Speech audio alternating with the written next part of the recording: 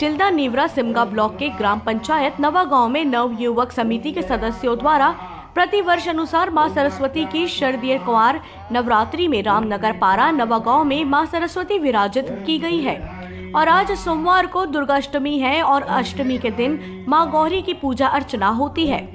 पिछले 2 वर्षों से कोरोना के चलते नवरात्रि का पर्व नहीं मना सके हैं, जो कि इस वर्ष 9 दिनों तक भक्तों में खुशी उमंग व उल्लास पूर्वक समिति के सदस्यों व श्रद्धालुओं द्वारा मनाया गया।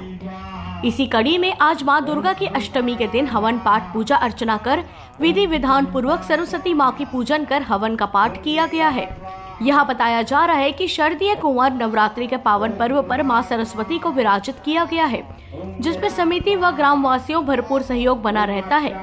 श्रद्धालुओं द्वारा प्रति वर्ष के अनुसार इस वर्ष भी मां सरस्वती विराजित की गई है।